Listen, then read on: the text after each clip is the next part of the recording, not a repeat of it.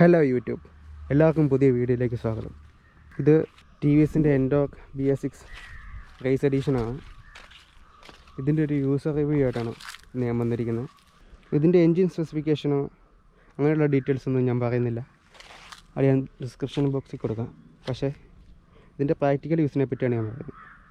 മേടിച്ചിട്ടൊരു user review പോലെ നിങ്ങൾ കരുതിയാൽ മതി. ഏകദേശം 800 കിലോമീറ്റർ കഴിഞ്ഞിട്ടുണ്ട്. ഇപ്പം ഫസ്റ്റ് സർവീസ് കഴിഞ്ഞു. അങ്ങനെ ഒരു ഓണർഷിപ്പ് റിവ്യൂ, ഒരു യൂസർ റിവ്യൂ പോലെ കരുതിയാൽ മതി. ലുക്സിൻ്റെ കാര്യത്തിലേക്ക് എടുക്കുകയാണെങ്കിൽ പഴയ ഡിസൈനിൻ്റെ ലുക്സ് തന്നെയാണ് അവർ ഈ റേസ് എഡീഷനിൽ കൊണ്ടുവന്നിരിക്കുന്നത്. കാര്യമായിട്ടുള്ള ഡിസൈനിൽ വലിയ മാറ്റങ്ങളൊന്നും വരുത്തിയിട്ടില്ല. പക്ഷേ ചെറിയ ചെറിയ ചേഞ്ചസ് വരുത്തിയിട്ടാണ് BS6 എൻഡോക്ക് അവതരിപ്പിച്ചിട്ടുള്ളത്. ഫസ്റ്റ് മാറ്റം എന്ന് പറയുന്നത് ഈ ഹെഡ്ലൈറ്റാണ്. TVSൻ്റെ T കൂട്ടിയുള്ളൊരു DRLഉം LED ഹെഡ്ലൈറ്റുമാണ് റേസ് എഡീഷനിൽ വന്നിരിക്കുന്നത്. ഇതിൻ്റെ സ്റ്റാൻഡേർഡിൽ ഈ ഹെഡ്ലൈറ്റ് ഇല്ല, പകരം നോർമൽ ഹെഡ്ലൈറ്റ്. ഇതിൻ്റെ മെയിൻ അട്രാക്ഷൻ എന്ന് പറയുന്നത് ഇതിൻ്റെ ഹെഡ്ലൈറ്റാണ്. ഹെഡ്ലൈറ്റും DRLഉം തന്നെയാണ് ഈ വണ്ടിയുടെ മെയിൻ അട്രാക്ഷൻ. എവിടെ ചെന്നാലും ആദ്യം ഐ ക്യാച്ച് ആവുന്നത് ഇതിൻ്റെ ഹെഡ്ലൈറ്റും ആ DRLുമാണ്. ഇതിൻ്റെ DRLഉം ബൈക്കിലത്തെ ടെയിലൈറ്റിൻ്റെ ഡിസൈൻ എന്ന് പറഞ്ഞാൽ ഒരു T ഷേപ്പാണ്. നമ്മൾ ശ്രദ്ധിച്ചോന്ന് അറിയത്തില്ല, ഈ ഹെഡ്ലൈറ്റിൻ്റെ അടിയിൽ ഇവിടെ ഒരു ചെറിയൊരു വിംഗ്ലെറ്റ് കൊടുത്തിട്ടുണ്ട്. ഞാൻ ആദ്യമായിട്ടാണ് സ്കൂട്ടറിൽ ഒരു വിംഗ്ലെറ്റ് കാണുന്നത്. ഹെഡ്ലൈൻ്റെ ഭാഗത്തൊന്നും ഒരു കംപ്ലൈൻറ്റും ഇല്ല. നല്ല അടിപൊളി ഡിസൈനാണ്, നല്ല ഐ ക്യാച്ചിയാണ്. എല്ലാവരും പെട്ടെന്ന് ശ്രദ്ധിക്കും ആ DRLൊക്കെ ഇട്ട് പോകുമ്പോഴത്തേനും. ഇതിൻ്റെ ബ്രേക്ക് ലൈറ്റിനെ പറ്റിയും ആരും ഇതിലായിട്ട് ഒരു കുറ്റം പറയാനായിട്ട് ഞാൻ കേട്ടിട്ടില്ല. കാണാൻ നല്ല ഭംഗിയുണ്ട്. ബൈക്കിലത്തെ ലുക്ക് നോക്കുമ്പോഴത്തേനും TVSൻ്റെ തന്നെ ആ T എംബ്ലമാണ് ബൈക്കിലും കൊടുത്തിരിക്കുന്നത്. ഇൻഡിക്കേറ്റേഴ്സ് എല്ലാം ഹാലജനാണ്. അതുപോലെ തന്നെ ഈ എക്സോസ്റ്റിൻ്റെ ഡിസൈനും ഭയങ്കര ഇഷ്ടമായി. നല്ലൊരു ഡിസൈനാണ്. ഭയങ്കര നാരമാണ്, ഒതുങ്ങിയിരിക്കും, പെട്ടെന്നൊന്നും തട്ടുകയോ മുട്ടുകയൊന്നും ചെയ്യത്തില്ല. ട്രാഫിക്കിൽ കൂടെ പോകുമ്പോഴാണെങ്കിലും ഒരയാനൊന്നും ചാൻസ് ഇല്ലെങ്കിലും വേറെ വണ്ടി വന്ന് തട്ടുമോ, അത്രയ്ക്ക് അങ്ങനെ തള്ളിയല്ല നിൽക്കുന്നത്. എന്നാൽ നല്ലൊരു സ്റ്റൈലായിട്ടുള്ളൊരു ഡിസൈനുമാണ്. ഈ ഒരു ഭാഗം എനിക്ക് നല്ലോണം ഇഷ്ടപ്പെട്ടു, ആ ഒരു കളറും. ഇതിൻ്റെ മീറ്ററിൽ ഒരുപാട് ഇൻഫർമേഷൻസ് ഉണ്ട്. സർവീസ് റിമൈൻഡർ ഉണ്ട്, ലോ ബാറ്ററി ഉണ്ട്, ലോ എഞ്ചിൻ ഓയിലുണ്ട്, 0 to 60 ഉണ്ട്, ആവറേജ് സ്പീഡുണ്ട്, fuel, heat level, odometer, 2 trip meter ഉണ്ട്. ഇതിൽ 2 മോഡുണ്ട്. ഇത് സ്ട്രീറ്റ് മോഡ്, ഇത് സ്പോർട്ട് മോഡും. സ്പോർട്ട് മോഡിൽ റൈഡ് സ്റ്റാർട്ട്സും ബെസ്റ്റ് ലാപ്പ് ടൈമും അങ്ങനെയുള്ള കുറച്ച് കാര്യങ്ങൾ മാത്രമാണ് ഉൾപ്പെടുത്തിയിരിക്കുന്നത്. സ്ട്രീറ്റ് മോഡ് എന്ന് പറഞ്ഞാൽ നമ്മളെപ്പോഴും ഉപയോഗിക്കുന്ന മോഡ്, സിറ്റി കൂടെ ഓടിച്ച് നടക്കുന്ന മോഡാണ് സ്ട്രീറ്റ് മോഡ്. സ്പോർട്ട് മോഡ് ഇതുവരെയായിട്ട് ഓടിച്ചിട്ടില്ല, എങ്ങനെയുണ്ടെന്ന് അറിയത്തില്ല. പിന്നെ വേറെ കുറേ അധികം ഫീച്ചേഴ്സ് ഉണ്ട്. ഇതിൽ എൻജിൻ വാണിംഗ് സിഗ്നലാണ്. വണ്ടി ഓൺ ആകുമ്പോൾ ഇത് ഓഫ് ആവേണ്ടതാണ്. വണ്ടി ഓൺ ആയി കഴിഞ്ഞ് ഇത് കത്തിക്കിടപ്പുണ്ട്. എന്തെങ്കിലും സെൻസർ കംപ്ലൈൻറ്റ് അല്ലേ വണ്ടിയുടെ വേറെ എന്തെങ്കിലും പ്രോബ്ലത്തെ കാണിക്കാൻ വേണ്ടിയാണ് ഈ എൻജിൻ വാണിംഗ് കൊടുത്തിരിക്കുന്നത്. മൊത്തത്തിൽ പറയുകയാണെങ്കിൽ ഡിസ്പ്ലേക്കകത്ത് ഒരുപാട് കാര്യങ്ങളുണ്ട്. അപ്പോൾ നമ്മളിപ്പം സ്ട്രേറ്റ് മോഡ് മാത്രമേ ഉപയോഗിച്ചിട്ടുള്ളൂ. സ്വിച്ചസ് എന്ന് പറഞ്ഞാൽ ബേസിക് ആയിട്ടുള്ള സ്വിച്ചസ് മാത്രമേ ഉള്ളൂ. Engine Gill, on of, Hazard, self, ഈ സൈഡിൽ നോക്കുന്ന ഡിമ്മ്, ബ്രൈറ്റ്, പാസ് എല്ലാം കൂടെ ഒരുമിച്ചൊരു സ്വിച്ച്, 2 ഇൻഡിക്കേറ്റർ, ഹോൺ. ഈ മിറേഴ്സ് നല്ല വിസിബിലിറ്റി ഉള്ളതാണ്. ഇതിൻ്റെ സ്മാർട്ടെക്സ് കണക്ട് ചെയ്യാൻ വേണ്ടി ആപ്പ് ഇൻസ്റ്റാൾ ചെയ്തിട്ട് ചേസ് നമ്പരും ബാക്കി ഡീറ്റെയിൽസും കൊടുക്കുവാണെങ്കിൽ ഡയറക്റ്റായിട്ട് കണക്ട് ആവും. അത് വലിയ പാടാണ്. അതിനകത്ത് ഒരുപാട് കാര്യങ്ങൾ നമുക്ക് അറിയാൻ പറ്റും. നാവിഗേഷൻ സിസ്റ്റം ഉണ്ട്, മെസ്സേജ് ഉണ്ട്, ഫോൺ കോൾ ഉണ്ട്, അങ്ങനെ ഒരുപാട് ഐറ്റംസ് ഉണ്ട്. പിന്നെ ഈ ഹുക്ക് ഉണ്ടോ, ഇതൊരു 3 kg വരെ താങ്ങുന്നൊരു ഹുക്കാണ്. കറക്റ്റ് ഒരു 3 kg നമ്മൾ ഇടുമ്പോഴത്തേനും തന്നെ താങ്ങുമോ എന്നുള്ളൊരു ഫീല് നമുക്ക് വരും. പിന്നെ ഇത് ഈ അണ്ടർ സീറ്റ് ഹുക്കും നല്ല പ്രയോജനമുള്ള സാധനമാണ്. ലെഗ് സ്പേസ് എന്ന് പറഞ്ഞാൽ ഒരു 304 306 mm എങ്ങാണ്ടുണ്ടെന്നാണ് TVS പറയുന്നത്. ആവശ്യത്തിനുള്ളതുണ്ട്. ഈ ലെഗ് സ്പേസിൽ അത്യാവശ്യം ഒരു 25 കിലോ സാധനങ്ങൾ വരെ ഞാൻ കൊണ്ടുപോയിട്ടുണ്ട്. ടോളായിട്ടുള്ളവർക്കും അല്ലാത്തവർക്കൊന്നും ഒരു ബുദ്ധിമുട്ടുമില്ല, കാലൊന്നും ഇടിക്കത്തില്ല, നല്ല സ്പേസ് ഉണ്ട് ഇവിടെയൊക്കെ. ഇനി സീറ്റ് നോക്കുവാണെങ്കിൽ അത്യാവശ്യം നല്ലൊരു, അത്ര സോഫ്റ്റും അല്ല എന്നാൽ അത്ര ഹാർഡും അല്ലാത്തൊരു സീറ്റാണ്. ഒരു 80 കിലോമീറ്റർ വരെ യാത്ര ചെയ്തിട്ട് എനിക്ക് വലിയ പെയിനായിട്ടൊന്നും തോന്നിയില്ല, ബാക്ക് പെയിനൊന്നും ഉണ്ടായിട്ടില്ല, കുറ്റമൊന്നും പറയാൻ പറ്റത്തില്ലാത്തൊരു സീറ്റാണ്. ഈ ഗ്രാബ് റെയിൽ ഇതും വളരെ യൂസ്ഫുൾ ആയിട്ടുള്ള സാധനമാണ്. ഇതിൻ്റെ പൊസിഷൻ നല്ല കറക്റ്റായിട്ടാണ് വെച്ചിരിക്കുന്നത്. ഈ പെട്രോൾ ക്യാപ്പ് ഇങ്ങനെ ഓപ്പൺ ആയിട്ട് കൊടുത്തുകൊണ്ട് ഇതിനകത്ത് വെള്ളം കയറുമെന്ന് ഒരുപാട് സംശയം ഉണ്ടായിരുന്നു. പക്ഷേ ഇത് നല്ല എയർ ടൈറ്റ് ആയിട്ടാണ് വരുന്നത്. അങ്ങനെ വെള്ളം കയറിയതായിട്ട് തോന്നുന്നില്ല, വെള്ളം കയറുമെന്നും തോന്നില്ല. പിന്നെ ഈ സ്പേസ്, സീറ്റിനടിയിലത്തെ ഈ സ്പേസ്, ഫുൾ ഫേസ് ഹെൽമെറ്റ് വെക്കാൻ പറ്റുമെന്ന് തോന്നുന്നില്ല. പക്ഷേ അത്യാവശ്യം സാധനങ്ങളൊക്കെ കൊണ്ട് നടക്കാം. പക്ഷേ ഇതിനകത്ത് എനിക്ക് ഇഷ്ടപ്പെട്ടൊരു കാര്യം എന്ന് പറഞ്ഞാൽ ഈ സീറ്റിനടിയിലത്തെ ലൈറ്റാണ്. അത് നമുക്കിങ്ങനെ ഊരിയിട്ട് ഇങ്ങനെ ഇതിനകത്തോട്ട് ഇങ്ങനെ ഒരു ടോർച്ച് പോലെ ഉപയോഗിച്ച് നടക്കാം. എനിക്കത് ഭയങ്കരമായിട്ട് അങ്ങ് ഇഷ്ടപ്പെട്ടു. തിരിച്ചങ്ങ് വെക്കാം. പിന്നെ ഒരു USB പോർട്ടും ഉണ്ട് ഇവിടെ. ഇതൊരു OBD ആണ്. OBD പോർട്ടെന്ന് വെച്ചാൽ മെയിൻ്റനൻസിന് വേണ്ടി ടാബ് കണക്ട് ചെയ്യാൻ വേണ്ടിയുള്ള ഒരു പോർട്ടാണിത്. വണ്ടിയുടെ ഇലക്ട്രിക് സിസ്റ്റമൊക്കെ നന്നായിട്ട് വർക്ക് ചെയ്യുന്നുണ്ടോ എന്ന് അറിയാൻ വേണ്ടി. ബാക്കി സോഫ്റ്റ്വെയർ അപ്ഡേഷൻ അങ്ങനെയൊക്കെയുള്ള കാര്യത്തിന് വേണ്ടിയുള്ള പോർട്ടാണ്. താക്കോൽ റൈറ്റ് സൈഡിലോട്ട് തിരിക്കുവാണെങ്കിൽ സീറ്റ് ഓൺ ആവും. ലെഫ്റ്റ് തിരിക്കുകയാണെങ്കിൽ പെട്രോൾ ടാങ്കും ഓണാവും. ഫുൾ പ്ലാസ്റ്റിക് ക്വാളിറ്റി എന്ന് പറഞ്ഞാൽ not the best not the waste എന്ന് പറയാം. ഒരുപാട് നല്ലതുമല്ല, എന്നാൽ ഒരുപാട് ചീത്തയല്ല. സ്റ്റാൻഡേർഡ് ആയിട്ടുള്ള പ്ലാസ്റ്റിക് ക്വാളിറ്റിയാണ് ഇതിന് തന്നിരിക്കുന്നത്. ഏറ്റവും മോശമായിട്ടുള്ള ഒരു പ്ലാസ്റ്റിക് ക്വാളിറ്റി എന്ന് പറയാൻ വേണ്ടി ഈ മഡ്ഗാർഡിൻ്റെ മാത്രമേ ഉള്ളൂ. ബാക്കിയൊന്നും എല്ലാവരും സ്റ്റാൻഡേർഡ് ആയിട്ടുള്ള ഒരു പ്ലാസ്റ്റിക് ക്വാളിറ്റി ഇതിന് ടി വി എസ് നൽകിയിട്ടുണ്ട്. അവിടെ ഇവിടെയൊക്കെ ആയിട്ട് കുറച്ചൊരു കാർബൺ ഫൈബറിൻ്റെ ഫിനിഷിങ് വന്നിട്ടുണ്ട്, അതൊക്കെ നല്ലതാണ്. ഇനി ഹെഡ്ലൈറ്റിൻ്റെ ഭാഗം നോക്കുവാണെങ്കിൽ ഹെഡ്ലൈറ്റിന് അത്രത്തോളം വിസിബിലിറ്റി ഇല്ല. എന്ന് പറഞ്ഞാൽ ഇതിൻ്റെ വ്യൂ ഒരു ഓവൽ ഷേപ്പിലാണ്. സൈഡ് വശം ഒന്നും കാണാൻ പറ്റത്തില്ല. ഒരുപാട് ഫോർവേഡായിട്ടും ഇല്ല, എന്നാലും ഒരു സ്റ്റാൻഡേർഡ് ആയിട്ടുള്ള റേഞ്ചേ ഉള്ളൂ.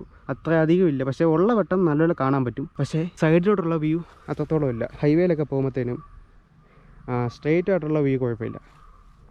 ഹൈവേ തന്നെയുള്ള ചില നല്ല വളവുകളൊക്കെ തിരിക്കുമ്പോഴത്തേനും ചെറിയൊരു ബുദ്ധിമുട്ടുണ്ട്. അതായത് നമുക്ക് കാണാൻ പറ്റത്തില്ല, ഫുള്ള് തിരിയുമ്പോഴേ നമുക്ക് ബാക്കി കാണാൻ പറ്റത്തുള്ളൂ. അതായത് വൈഡല്ല, ഹെഡ്ലൈറ്റ് വൈഡല്ല, നാരോ ആയിട്ടാണ് പോകുന്നത്. ഈ പോക്കറ്റ് റോഡിൽ കൂടെ ഒന്നും പിന്നെ പറയേണ്ട ആവശ്യമില്ല, ഒന്നും കാണത്തില്ല. വളവ് നമ്മൾ ഊഹിച്ച് വളയ്ക്കണം. ബൈക്സിൻ്റെ കാര്യം നോക്കുമ്പോഴത്തേനും 220mm പെറ്റൽ ഡിസ്ക്കാണ് ഫ്രണ്ടിൽ വന്നേക്കുന്നത്. ബാക്കിൽ 130mm ഫ്രം സെറ്റപ്പാണ്. അതുപോലെ തന്നെ ഫ്രണ്ടിലത്തെ സസ്പെൻഷൻ എന്ന് പറഞ്ഞാൽ ടെലിസ്കോപ്പിക് ഫോക്കാണ്. ഇതാണ് ബൈക്കിലത്തെ സസ്പെൻഷൻ. ഇതൊരു കോയിൽ സ്പ്രിങ് അഡ്ജസ്റ്റ്മെൻ്റ് ആണ്. ഈ ഗ്രാഫിക്സും നല്ലതാണ്. ഇതെടുക്കുന്ന സമയത്ത് മറ്റേ സ്ക്വാഡ് എഡീഷൻ ഉണ്ടായിരുന്നു, അതെടുക്കാത്തതിൻ്റെ ഒരു കാരണമെന്ന് വെച്ചാൽ ലിമിറ്റഡ് എഡിഷൻ ആയതുകൊണ്ട് സ്പെയറിന് ചെറിയൊരു ബുദ്ധിമുട്ടാണ്. ഈ ഫൈബർ പാർട്സിന് ബുദ്ധിമുട്ടുള്ളതുകൊണ്ടാണ് അതെടുക്കാതെ ഇത് തന്നെ എടുത്തത്. അതെടുക്കണമെന്നുണ്ടായിരുന്നു സ്ക്വാഡ് എഡീഷൻ. ചെറിയൊരു ക്രാഷോ ചെറിയൊരു പോകലൊക്കെ ഉണ്ടായിക്കഴിഞ്ഞാൽ സ്പെയറിൻ്റെ അവൈലബിലിറ്റി ഓർത്തിട്ടാണ് ഈ കളർ തന്നെ എടുത്തിരിക്കുന്നത്. ഇതിനകത്ത് എനിക്ക് ഒട്ടും ഇഷ്ടപ്പെടാത്തൊരു കാര്യം എന്ന് പറഞ്ഞാൽ ഈ ഒരു ബാഡ്ജിങ് ആണ്, അല്ലെങ്കിൽ ഈ സ്റ്റിക്കറാണ്. ഇതിനുമാതിരി വെള്ളം കയറുമ്പോഴത്തേനും പൊളിഞ്ഞു പോകുന്ന മോഡലൊരു സ്റ്റിക്കറായിപ്പോയി. ഇത്രയും വില കൊടുത്തൊരു വണ്ടി മേടിച്ചിട്ട് അവർക്കൊരു നല്ല സ്റ്റിക്കർ വെക്കാൻ മേലെ എനിക്ക് ആകെപ്പാടെയുള്ളൊരു അഭിപ്രായം എന്ന് പറഞ്ഞാൽ ഇത് മാത്രമേ ഉള്ളൂ. ഒരു ബുക്കിൻ്റെ പുറത്തൊട്ടിക്കുന്ന നെയിം സ്ലിപ്പിൻ്റെ അത്രയും പോലും പശയില്ലാത്തൊരു സ്റ്റിക്കറായിപ്പോയി. പിന്നെ ഈ സ്കൂട്ടർ വാങ്ങുമ്പോൾ ഈ ഒരു ക്രാഷ് ബാർ മേടിക്കാൻ നിങ്ങൾ ശ്രദ്ധിക്കുക. കാരണം ഇതിനൊരു എക്സ്ട്രാ ഒരു 4000 അല്ലെങ്കിൽ ഒരു 3000 രൂപ വരുന്നുണ്ട്. പക്ഷേ ഇതിനത്രത്തോളം ഈ വണ്ടിയിൽ ഈ ഒരു ക്രാഷ് ബാർസിന് അത്രയ്ക്ക് ബലമില്ല. ബലമില്ലെന്ന് പറഞ്ഞാൽ തീരെ ബലമില്ല. ഇത് നമ്മളൊന്ന് വലിച്ചു കഴിഞ്ഞാൽ പോരുന്ന പോലെ അത്ര ഒരു ബലമുള്ളൂ. പക്ഷേ മറ്റുള്ള സ്കൂട്ടറുകളിലെ ഈ ക്രാഷ് ബാർസ് ഞാൻ നോക്കിക്കഴിഞ്ഞപ്പോഴത്തേനും ഇതിൽ സ്ട്രോങ് ആണത്, ഇതിലും നല്ല സ്ട്രോങ് ആണ് സാധനം. ചെറിയൊരു വീഴ്ചയും ട്രാഫിക്കിൽ നിൽക്കുമ്പോൾ മറ്റ് വണ്ടികളൊന്നും മുട്ടാതിരിക്കാനൊക്കെ ഇത് സഹായിക്കത്തുള്ളൂ. അതിന് മാത്രം സ്പീഡിൽ പോയിട്ട് മറിഞ്ഞാലൊന്നും അത്ര വലിയ പ്രൊട്ടക്ഷനും തരത്തൊന്നുമില്ല. എന്നാലും അതിനുള്ള പോലും ഒരു ഇതില്ല. നിങ്ങൾ ഷോറൂമിൽ ചെന്നിട്ട് എക്സ്ട്രാ ഫിറ്റിങ്ങിൻ്റെ കൂടെ ചോദിക്കുമ്പോൾ അവരിത് വെക്കണോ വേണ്ടോ എന്ന് ചോദിക്കും. അന്നേരം മറ്റുള്ള വണ്ടികളിൽ പിടിപ്പിച്ചേക്കുന്നത് നോക്കിയിട്ട് മാത്രം പിടിച്ചൊക്കെ നോക്കുക, എന്നിട്ട് മാത്രമേ നിങ്ങളിത് മേടിക്കാവൂ. എൻ്റെ ഒപ്പീനിയൻ അതാണ്. ലുക്കിൻ്റെ കാര്യത്തിലോ വർക്കിൻ്റെ കാര്യത്തിലോ ഒന്നും വലിയ മോശമായിട്ടുള്ള അഭിപ്രായമൊന്നുമില്ല. ഓൺ റോഡ് പ്രൈസ് എന്ന് പറഞ്ഞാൽ ഈ വണ്ടി എടുത്തപ്പോൾ 1,03,000 രൂപയായിരുന്നു. എനിക്കൊന്ന് 3000 രൂപ എക്സ്ട്രാ ഫിറ്റിങ്ങിനാണ്. സീറ്റ് കവറും ഈ ക്രാഷ് ബാർസും എല്ലാം കൂടെ ചേർത്താണ് 3000 രൂപ ആയിരിക്കുന്നതെന്ന് തോന്നുന്നു. മൊത്തത്തിൽ വണ്ടിയുടെ ക്വാളിറ്റി എന്ന് പറഞ്ഞാൽ ഫിനിഷിംഗ് ഉണ്ട്, എല്ലായിടത്തും നല്ല ഫിനിഷിംഗ് ഉണ്ട്. ഫിനിഷിംഗ് ഒന്നും മോശമായിട്ട് തോന്നുന്നില്ല. പ്ലാസ്റ്റിക്കിൻ്റെ ആ ഒരു ക്വാളിറ്റി സ്റ്റാൻഡേർഡാണ്. ഒത്തിരി നല്ലതുമല്ല, ഒത്തിരി മോശമല്ല, സ്റ്റാൻഡേർഡായിട്ട് ആണ് ടി വി എസ് വെച്ചിരിക്കുന്നത്. എനിക്ക് 2 കാലും നല്ലപോലെ കുത്താൻ പറ്റുന്നുണ്ട്. പ്ലാന്റഡ് ഫുട്ട് ഉണ്ട്. എൻ്റെ ഹൈറ്റ് എന്ന് പറയുന്നത് 170 സെൻറ്റിമീറ്ററാണ്. അപ്പോൾ ഇനി ഇതിൻ്റെ റൈഡിങ് ഫീലിനെ പറ്റി പറയുകയാണെങ്കിൽ അത്യാവശ്യം നല്ല റിഫൈൻഡാണ്.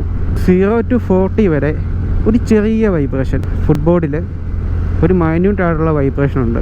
സ്ലിപ്പേഴ്സ് ഇട്ടാൽ മാത്രമേ അത് അറിയത്തുള്ളൂ. ഒരു ഷൂ ഒക്കെ ഇടുവാണെങ്കിൽ, അത്യാവശ്യം നല്ല ഹീലുള്ള ചെരുപ്പ് ഇടുവാണെങ്കിൽ അതറിയത്തില്ല. പക്ഷേ എബവ് 40 എന്ന് പറഞ്ഞാൽ വളരെ സ്മൂത്ത് എഞ്ചിൻ, വളരെ റിഫൈൻഡാണ്, നല്ല സ്മൂത്താണ്. ഒരു 80 വരെയൊക്കെ നല്ല ഒരു ബുദ്ധിമുട്ടും ഇല്ലാതെ ഒരു സ്ട്രെസ്സും ഇല്ലാതെ വണ്ടി കയറി പോകുന്നുണ്ട്. റൈഡിങ് ഫീലൊക്കെ എനിക്ക് നല്ലപോലെ ഇഷ്ടപ്പെട്ടു. എങ്ങും ആ ഒരു ചെറിയൊരു വൈബ്രേഷൻ, അത് എന്തിൻ്റെ, ചിലപ്പോൾ ഈ പർട്ടിക്കുലർ മോഡൽ വണ്ടിക്ക് മാത്രമേ ഉള്ളൂന്ന് എനിക്കറിയത്തില്ല, മറ്റുള്ള എൻഡോർക്കിനുണ്ടോയെന്ന് എനിക്കറിയത്തില്ല. പക്ഷേ ഒരു 0 to 40 വരെ ഒരു ചെറിയൊരു ബസ് ഫീലിങ് ഈ ഫുട്ബോഡി മാത്രമേ ഉള്ളൂ. പില്ലിയൻ ഭാഗത്തോ പില്ലിയൻ്റെ ഫുട് റെസ്റ്റിലോ ഒന്നും വൈബ്രേഷൻ വരുന്നില്ല. ഹാൻഡിലിലും ഒട്ടും വൈബ്രേഷൻ ഫീൽ ചെയ്യുന്നില്ല. ആകെപ്പാടെ ഫീൽ ചെയ്യുന്നുള്ള ഫുട്ബോഡി മാത്രമേ ഉള്ളൂ. അതും 0 to 40 വരെ ഒരു ചെറിയ വൈബ്രേഷനും പിന്നെ 80-ക്ക് ശേഷമുള്ളൂ വൈബ്രേഷൻ. ഒരു 45 to ഒരു 75 വരെയൊന്നും ഒരു വൈബ്രേഷൻ ഉണ്ട്. നല്ല സ്മൂത്താണ്, നല്ല റിഫൈൻഡാണ് എൻജിൻ. എൻ്റെ ഭാരം എന്ന് പറയുന്നത് 65 kg ആണ്. എൻ്റെ അതേ ഭാരമുള്ള ഒരു പില്ലനെ വെച്ചുകൊണ്ട് പോകുമ്പം വലിയ ബുദ്ധിമുട്ടില്ല. പക്ഷേ എന്നെക്കാട്ടും വെയിറ്റ് ഉള്ള ഒരാളെ കൊണ്ട് പോകുമ്പം ഇച്ചിരി ബുദ്ധിമുട്ടാണ്. ഓവർടേക്ക് ചെയ്യാനും സ്പീഡ് കയറാനും ഒക്കെ അത്യാവശ്യം ഇച്ചിരി ബുദ്ധിമുട്ടായിട്ട് തോന്നുന്നുണ്ട്. പക്ഷേ സോളോ ആയിട്ട് പോവുകയാണെങ്കിൽ നല്ല സുഖമാണ് വണ്ടി ഓടിക്കാൻ. നല്ല ഓവർടേക്കിങ്ങും ഒരു 80 എത്താൻ വളരെ പെട്ടെന്ന് വണ്ടി എത്തുന്നുണ്ട്, ഒരു ബുദ്ധിമുട്ടും ഇല്ലാതെ എത്തുന്നുണ്ട്. ഇനി സസ്പെൻഷൻ്റെ കാര്യം നോക്കുവാണെങ്കിൽ, സസ്പെൻഷൻ എന്ന് പറയുന്നത് ഇച്ചിരി സ്റ്റിഫാന്ന് പറഞ്ഞാൽ ഹൈവേസിൽ സ്ട്രെയിറ്റ് റോഡും കോർണറിങ്ങും ഒന്നും ഒരു കുഴപ്പമില്ല. ഹൈവേയിലൊക്കെ നല്ല ഭയങ്കര കോൺഫിഡൻസ് ആയിട്ട് നമുക്ക് ഹൈവേ കൂടെ ഓടിക്കാം, ഒരു ബുദ്ധിമുട്ടുമില്ല. പക്ഷേ ഈ പാച്ച് ചെയ്ത റോഡിൽ കൂടെ പോകുമ്പോഴും മോശമായിട്ടുള്ള റോഡിൽ കൂടെ പോകുമ്പോഴും പെട്ടെന്ന് നമുക്ക് പെട്ടെന്ന് അറിയാൻ പറ്റുന്നുണ്ട്, ഒരു ചാട്ടം നമുക്ക് പെട്ടെന്ന് അറിയാൻ പറ്റുന്നുണ്ട്. ഇച്ചിരി സ്റ്റിഫാണ്, അത്രയ്ക്ക് സോഫ്റ്റ് അല്ല, എന്നാൽ ഒരുപാട് സ്റ്റിഫും അല്ല, മോഡറേറ്റ്ലി സ്റ്റിഫാണ്. മോശം റോഡിൽ കൂടെ എടുത്തുകൊണ്ട് പോകുമ്പോഴത്തേനും ശരിക്കും കയ്യെ മനസ്സിലാവുന്നുണ്ട്, കയ്യിൽ നമുക്ക് ശരിക്കും അത് അനുഭവപ്പെടുന്നുണ്ട്. പക്ഷേ ഹൈവേയിൽ ഒരു ശരി കേട്ടോ, നല്ല കോൺഫിഡൻ്റ് ആണ്. ഹൈവേയിൽ 80+ഉം 80-യും 75 to ഒരു 80 വരെയൊക്കെ അടിപൊളിയാണ്. വണ്ടിക്ക് ഇച്ചിരി വെയിറ്റ് കൂളാണ്, പ്രീവിയസ് മോഡൽ വെച്ച് നോക്കുവാണെങ്കിലും ഇച്ചിരി വെയിറ്റ് കൂളാണ്. കോർണറിങ് ഒക്കെ നമുക്ക് നല്ലപോലെ എടുക്കാം, വീശാനൊന്നും ഒരു ബുദ്ധിമുട്ടുമില്ല. ചിലരൊക്കെ ഈ വണ്ടിയും കൊണ്ട് പോകുന്നിട്ട് ഇങ്ങനെയും പോകാമോ എന്ന് വരെ ഞാൻ ചിന്തിച്ചിട്ടുണ്ട്. 0 to 60 ഒക്കെ പെട്ടെന്ന് കയറും, ഒരു ബുദ്ധിമുട്ടുമില്ല. ഇനി ഇതിൻ്റെ ബ്രേക്കിനെ പറ്റി പറയുകയാണല്ലേ, ബ്രേക്ക് അടിപൊളി ബ്രേക്കാന്ന് പറഞ്ഞാൽ നല്ല സ്റ്റോപ്പിംഗ് പവർ ഉണ്ട്, വണ്ടി പെട്ടെന്ന് നിൽക്കും. അതിൻ്റെ ഒരു ഉപകാരം എന്ന് പറഞ്ഞാൽ ഇത് SBS ബ്രേക്കാണ്, SBS ബ്രേക്കിംഗ് സിസ്റ്റമാണ്. അതായത് ഹോണ്ടയിലൊക്കെ കാണുന്ന CBS പോലെ ഉള്ളൊരു ബ്രേക്കിംഗ് സിസ്റ്റമാണ് SBS, സിങ്ക്രണൈസ്ഡ് ബ്രേക്കിംഗ് സിസ്റ്റം എന്ന് പറയും. ഈ SBS എന്ന് പറഞ്ഞാൽ ABS പോലത്തെ തന്നെ ഒരു സിസ്റ്റമാണ്. കോസ്റ്റ് കുറയ്ക്കാൻ വേണ്ടി ഉള്ളൊരു ബ്രേക്കിംഗ് സിസ്റ്റമാണ് SBS എന്ന് പറയുന്നത്. അതായത് ലോക്കാവുകയല്ല ബ്രേക്ക്, ഒരു പരിധി വരെ ലോക്കാവുകയല്ല. പക്ഷേ ABSൻ്റെ അത്രയും എഫിഷ്യൻ്റ് അല്ല, പക്ഷേ ABSൻ്റെ അത്രയും കോസ്റ്റും ഇല്ല. അതുകൊണ്ടാണ് ഈ SBS CBS അങ്ങനത്തെ കാര്യമൊക്കെ ഇപ്പോൾ സ്കൂട്ടറിൽ വരുന്നത്. കാരണം അതിന് മാത്രം സ്പീഡിൽ സ്കൂട്ടറിൽ ആരും പോകുന്നില്ല. അപ്പോൾ ഒരു എബോവ് 60 അല്ലെങ്കിൽ ഒരു മാക്സിമം ഒരു 75 വരെയുള്ള സ്പീഡ് വെച്ച് നോക്കുമ്പം ഈ SBS-ഉം CBS-ഉം ഒക്കെ ABS പോലെ തന്നെ വർക്ക് ചെയ്യും. അത് ഭയങ്കര എഫിഷ്യൻറ്റുമാണ് കേട്ടോ. ഇതിൻ്റെ ബ്രേക്ക് എന്ന് പറയുമ്പോൾ ശരിക്കും എക്സ്പീരിയൻസ് ആയിട്ടുള്ളവർക്കും ബിഗിനേഴ്സ് ആയിട്ടുള്ളവർക്കും വളരെയധികം ഇഷ്ടപ്പെടും. കാരണം ഒരിക്കലും വണ്ടി സ്കിഡാവില്ല. ഞാൻ ഒരുപാട് തവണ ഹാർഡ് ബ്രേക്കിംഗ് ഒക്കെ ചെയ്തു നോക്കി, അന്നേരം ഒന്നും എനിക്ക് വണ്ടി സ്കിഡാവുന്നുള്ളൊരു ഫീലിങ്ങേ വന്നിട്ടില്ല. നല്ല കോൺഫിഡൻ്റ് ആയിട്ട് വണ്ടി നിൽക്കുന്നുണ്ട്. അത്യാവശ്യം ബ്രേക്കിംഗ് ഡിസ്റ്റൻസ് വളരെ കുറവാണ്, പെട്ടെന്ന് വണ്ടി നിൽക്കുന്നുണ്ട്. എന്നാൽ ബ്രേക്ക് അത്ര ഷാർപ്പും അല്ല, എന്നാൽ പ്രോഗ്രസീവും അല്ല. പിടിച്ചാൽ അപ്പം തന്നെ നിൽക്കുന്നുണ്ട്. എന്നാൽ നല്ല ബൈറ്റുള്ള പോലെ നല്ല ഷാർപ്പായിട്ടൊന്നും നമുക്ക് തോന്നുന്നുമില്ല. 75 കിലോമീറ്ററിൽ നിന്ന് വണ്ടി പെട്ടെന്ന് നിൽക്കും. വണ്ടി നല്ല സ്റ്റോപ്പിംഗ് പവർ ഉണ്ട് വണ്ടിക്ക്. ഈ SBS എന്ന് പറഞ്ഞാൽ ഒരു റിയാക്ഷൻ ലിവറും ഉണ്ട്, ഒരു മൾട്ടിപ്ലെയറും ഉണ്ട്. ഈ റിയാക്ഷൻ ലിവർ എന്താ ചെയ്യുന്നതെന്ന് വെച്ചാൽ ബാക്ക് ബ്രേക്ക് പിടിക്കുമ്പം അതിൻ്റെ പകുതി, അതിൻ്റെ ഒരു ഇത്ര ശതമാനം ഫ്രണ്ടിലോട്ടും കൊടുക്കും.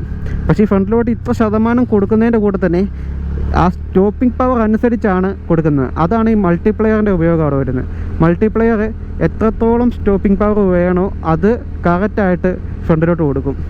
അതാണ് SBS-ൻ്റെ ഒരു ഗുണം. ഇതൊരു നല്ല ഫ്യൂച്ചറാണ്. കാരണം വണ്ടി സ്കിഡാവാതെ ബിഗിനേഴ്സിനൊക്കെ കൊണ്ടു നടക്കാം. സ്കിഡാവുന്നുള്ളൊരു പേടി വേണ്ട. ഇനി അവർ പെട്ടെന്ന് പാനിക്കായിട്ട് ബ്രേക്ക് പിടിച്ചാലും വണ്ടി സ്കിഡാവുകയില്ല. എക്സ്പീരിയൻസ് ആയിട്ടുള്ളവർക്കും അത് ഇഷ്ടപ്പെടും. എനിക്ക് ഈ വണ്ടിയിൽ ഏറ്റവും കൂടുതൽ ഇഷ്ടപ്പെട്ടതും ഇതിൻ്റെ ബ്രേക്കിംഗ് ആണ്. വണ്ടിയിലെ ആകെ നെഗറ്റീവ് എന്ന് എനിക്ക് തോന്നുന്ന കാര്യം എന്ന് പറഞ്ഞാൽ ഒന്നീ തല്ലിപ്പൊളി സ്റ്റിക്കർ ബാഡ്ജ് ഫ്രണ്ടിലത്തെ, പിന്നെ ഹെഡ്ലൈറ്റിൻ്റെ വ്യൂ. ഫ്യൂൽ കപ്പാസിറ്റി എന്ന് പറയുന്നത് 5.8 ലിറ്ററാണ്. 2 ലിറ്ററോളം ഫ്യൂൽ ഇഞ്ചക്ഷൻ ആയതുകൊണ്ട് നമുക്ക് ഉപയോഗിക്കാൻ പറ്റത്തില്ല, അതിനകത്ത് തന്നെ മെയിൻറ്റെയിൻ ചെയ്യണം. ഇനി മൈലേജിൻ്റെ കാര്യം നോക്കുകയാണെങ്കിൽ ഒരു 45-ൻ്റെ 50-ൻ്റെ ഇടയ്ക്ക് മാത്രമാണ് മൈലേജ് കിട്ടിയിട്ടുള്ളത്. ഹെഡ്ലൈറ്റിൻ്റെ വ്യൂവും ഈ തല്ലിപ്പുള്ള സ്റ്റിക്കറും മാത്രമേ ഉള്ളൂ എനിക്ക് ആകെപ്പാടെ ഈ വണ്ടിയിലൊരു നെഗറ്റീവായിട്ട് തോന്നുന്നത്. ബാക്കിയെല്ലാം സാറ്റിസ്ഫൈഡ് ആണ്. അപ്പോൾ ഇത്രയൊക്കെ ഉള്ളൂ നമ്മുടെ എൻഡോർക്കിൻ്റെ റിവ്യൂ. പുതിയൊരു വീഡിയോ ആയിട്ട് വീണ്ടും കാണാം. അതുവരെ love your machine, love your self, take care, bye bye.